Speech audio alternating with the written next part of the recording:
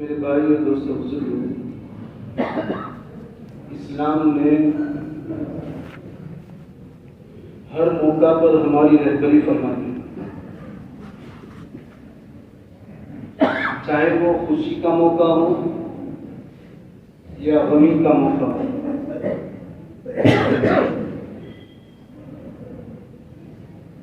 اسلام نے ازدواجی زندگی کے بارے میں بہت تفصیلات سے اور بہت اچھی باتیں بتائی۔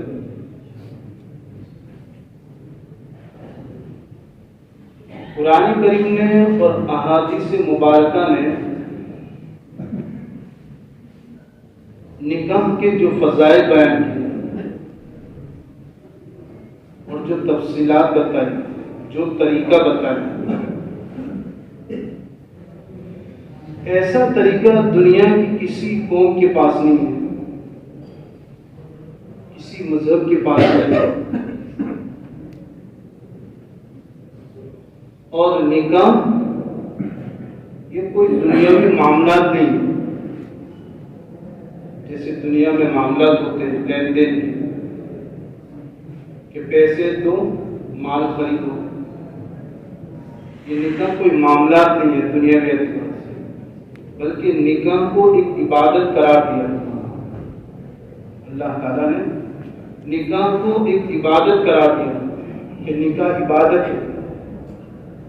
اس لیے تو شریعت نے کیا بتایا کہ بھائی بغیر نکاح کی شریعت نے پسند ہی نہیں کیا کیا بغیر نکاح کے رہے، کہ رہبانیت اختیار کرے، مدد بن جائے، صوفی بن جائے۔ شریعت نے اس کو پسند نہیں کیا کہ اللہ کی طرف اگر آدمی کو اللہ کی معرفت، اس کی معیت، اس کا قرب یہ حاصل کرنا ہو تو اس کے لیے کیا بتائیں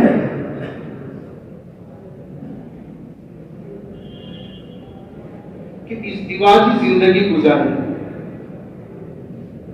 نکاح کرے، شادی کرے، اور اس کے اندر جو حقوق عائد ہوتے ہیں میاں بیوی کے لیے، بچوں کے لیے، ماں باپ کے لیے حقوق ہیں، تو کہتے ہیں کہ اللہ کی طرف جو راستہ جاتا ہے وہ گلی کوچوں، پہاڑوں، جنگلوں کے اندر سے اوپر نہیں جاتا، بلکہ ازدواجی زندگی کے اندر جو حقوق عائد ہوتے ہیں ان کو ادا کرتے ہوئے اللہ کا قرب آدمی کو حاصل ہو جائے۔ یہ ادا کرے، بہت بڑی عبادت اس کو قرار دیا۔ اس لیے اللہ تین آدمیوں سے محبت کرتے ہیں، تین آدمیوں کی اللہ تعالیٰ مدد فرماتے ہیں۔ ایک تو وہ شخص جو مکاتبت ہو۔ مکاتبت کس کو کہتے ہیں کہ پہلے زمانے کے اندر غلام اور آقا یہ دو ہوتے تھے، تو غلام اپنے مولا کے یہاں رہتا تھا اور غلام اپنے آقا سے جا کر یہ کہے کہ میں تم کو اتنی رقم دوں گا، تم مجھے اتنی رقم ادا ہونے کے بعد آزاد کر دیں۔ ٹھیک ہے، مولا نے، اس کے آقا نے یہ بات منظور کر لی۔ اب یہ غلام آزادی ہونے کے لیے، آزاد ہونے کے لیے محنت کر کے مال کو جمع کر رہا ہے، اور اس کی نیت کیا ہے کہ میرے مولا سے، میرے آقا سے جو مال میں نے دینے کی نیت کی ہے، تو اس کی محنت کے لگ کر وہ کام کر رہا ہے، محنت کر کے پیسے جمع کر رہا ہے، تو اللہ تعالیٰ اس آدمی کی مدد فرماتا ہے۔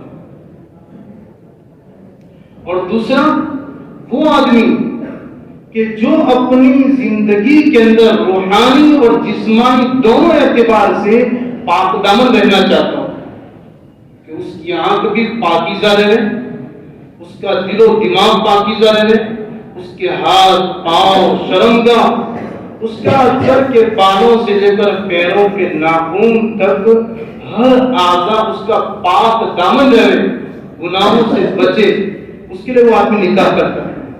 تو جو آدمی ان نیت کے ساتھ نکاح کرتا ہے تو اللہ تعالیٰ اس کی مدد فرماتا ہے۔ اور تیسرا وہ آدمی کہ جو اپنی مال، اپنا جان لے کر اللہ کے راستے میں جاتا ہے، اور قربانی دے رہا ہے، اور اس کا مقصد کیا ہے؟ مقصد بیوی بچے چھوڑنا نہیں ہے، گھر بار چھوڑنا نہیں ہے، وطن کو خیرباد کہنا مقصد نہیں ہے. اس کا مقصد یہ ہے کہ اللہ کا تعلق نصیب ہو جائے، اللہ کی معرفت، اللہ کا قرب، آخرت میری سمجھ جائے کہ اس کی زندگی کا مقصد ہوتا ہے. یہ تیسرا کہ جو آدمی اپنی جان اور مال کو لے کر اللہ کے راستے میں جائے اور مقصد اس کا کہ میرا اللہ مجھ سے راضی ہے، اور یہی تو چاہتے ہیں. دنیا میں آنے کا مقصد کیا ہے بھائی؟ ہمارا مقصد، یہ امت مقصد سے غافل ہے، امت دین سے غافل ہے. امت کو دین کس کو کہتے ہیں؟ دین کے شعبے اس سے بھی غافل ہے. اس لیے اللہ کے نبی علیہ السلام نے چونکہ امت کا شوق جو ہے وہ مال کو جمع کرنا، یہ شوق بن گیا ہے. قیامت کی نشانیوں میں سے کہ میری امت پر ایک وقت ایسا آئے گا کہ ان کا مقصد اور ان کا شوق دنیا کو جمع کرنا. وقت ملے تو پکنک جانا، یہ مال اس طرف خرچ ہو رہا ہے. اچھے اچھے کپڑے پہننا، اچھے اچھے کھانے کھانا، یہ زندگی کا مقصد بن جائے گا. اس لیے تو آج امت اس سے کوری ہے کہ اللہ کا وہ آدمی تھے کہ اس زمانے کے اندر کہ اللہ کو پانے کے لیے انہوں نے اپنی جان اور مال کو لگایا، تو اللہ نے کیسا مرتبہ عطا فرمایا. کتابوں کے اندر لکھا ہے کہ مالک بن دینار رحمۃ اللہ علیہ بہت بڑے اللہ والے بنے. ان کی شروعات کی زندگی، شروعات کی لائف جو تھی وہ اتنی اچھی نہیں تھی، شراب میں مست رہتے. پھر اللہ نے جب یہ چیز انہوں نے لگائی اللہ کے راستے میں، اللہ کو پانے کے لیے، تو اللہ نے کیا مرتبہ عطا فرمایا کہ ایک کشتی میں وہ سوار سفر کر رہے تھے اور اس کشتی کے اندر بہت سارے لوگ بیٹھے ہوئے اور اس میں ذوالنون مصری رحمۃ اللہ علیہ بیٹھے ہوئے. اور مالک بن دینار رحمۃ اللہ علیہ کے کپڑے بالکل سادگی والے، پھٹے پرانے، جیسے فقیروں کے جو کپڑے ہوتے ہیں، فقیرانہ کپڑے، سادگی کے ساتھ بیٹھے، بہت زیادہ عمر بھی نہیں. اور اس کشتی میں جتنے لوگ سوار تھے اس میں ایک آدمی کا ہیرا گم ہو گیا، قیمتی ہیرا تھا. تو اس نے تو شور مچایا کہ میرا ہیرا چوری ہو گیا، میرا ہیرا گم ہو گیا. تو ذوالنون مصری رحمۃ اللہ علیہ نے کہا کہ آپ شور نہ کریں، صبر کریں. میں اس یعنی تمام لوگوں کی نظر مالک بن دینار پر تھی کہ اس آدمی نے چوری کی ہے. اچھا میں جا کر پوچھتا ہوں، بیٹا تم سے بھول چوک ہو گئی ہے، اس کا ہیرا تمہارے پاس آ گیا ہے. تو اس نے کچھ نہیں بولا کہ آپ میری جیب دیکھ لو، میرے سامان کو تلاش کر لو، میری تفتیش کر لو. خاموش. اور انہوں نے کیا نظرۃ فی السماء، آسمان کی طرف نظر اٹھائی. جنہوں کا عشق صادق ہے وہ کب فریاد کرتے ہیں، لبوں پہ مہر خاموشی، دلوں میں یاد کرتے. جن کا عشق سچا ہوتا ہے وہ کبھی فریاد نہیں کرتے اور مہر خاموشی ہوتی ہے، لیکن دلوں میں کہ آسمان کی طرف نظر اٹھائے. جب نظر اٹھائے نا تو سمندر میں سے مچھلیاں نکلی اور کشتی کے چاروں طرف گھیر دیا، چاروں طرف مچھلیوں نے، اور ہر مچھلی کے منہ میں ایک ایک ہیرا ہے.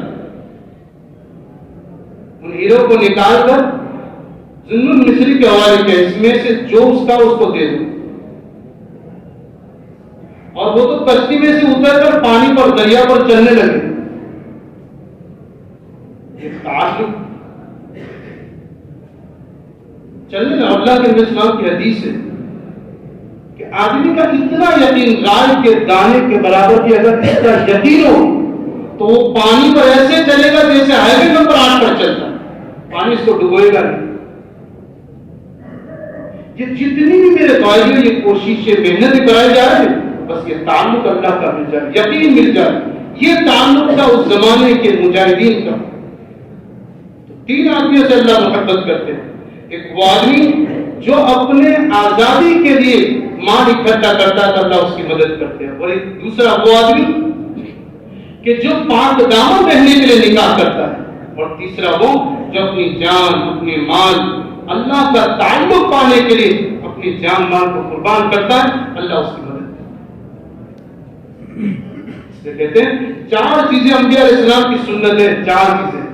حیا یہ تمام نبیوں کی سنت ہے، سنن المرسلین کہا ہے، انبیاء علیہ السلام کی سنت، اور مسواک یہ تمام نبیوں کی سنت ہے، اور نکاح یہ بھی تمام نبیوں کی سنت ہے، اور خوشبو یہ 4 چیزیں انبیاء علیہ السلام کی سنت ہے۔ اللہ کے نبی صلی اللہ علیہ وسلم نے صحابہ کرام کو یہ اللہ کے راستے میں جاتے تھے، دور و دراز کا سفر، 20 بچے یاد آئے، بچے بھی یاد آئے، بیویاں بھی یاد آئے، تو خصی بننے کا ایک صحابی کے دل میں خیال آیا کہ نفسانی جو خواہشات ابھر رہی ہے اس کو ہم ختم کر دیں تاکہ 20 بچوں کی یاد ہی مٹ جائے۔ تو کہتے ہیں کہ اللہ کے السلام، کیونکہ انسان کی خواہشات یہ فطری چیز ہے، اور اسلام یہ مذہبی فطری چیز ہے، فطری مذہب ہے، اس لیے اس پر کنٹرول نہیں ہوتا۔ عثمان بن مظعون رضی اللہ تعالیٰ عنہ نے کہا اللہ کے نبی السلام، ہم اللہ کے راستے میں جاتے ہیں، دور و دراز کا سفر ہوتا ہے، 20 بچے ساتھ ہوتے نہیں ہیں، بیویوں کو کہاں لے جائے، تو میری یہ خواہش ہو رہی ہے کہ ہم یہ نفسانی جو خواہشات ہے اس کو ختم کر دیں۔ فرمایا خبردار اگر ایسا کیا تو میری امت میں سے نہیں گنوں گا، اگر ایسا کیا تو میری امت میں سے تم کو نہیں گنوں۔ اس لیے میرے بھائی جو عرض کرنے کا مطلب یہ کہ نکاح جو حضور اکرم صلی اللہ علیہ وسلم کی سنت ہے۔ صحابی نے تو فرمایا، آپ صلی اللہ علیہ وسلم نے فرمایا اگر طاقت ہے تو نکاح کر لو۔ عبداللہ ابن مسعود رضی اللہ تعالیٰ فرماتے ہیں کہ اگر مجھے پتا چل جائے کہ میری زندگی کے 10 دن باقی ہے اور میرا نکاح نہیں ہوا ہے تو میں 10 دن کے اندر اپنا نکاح کر کے پھر دنیا سے رخصت۔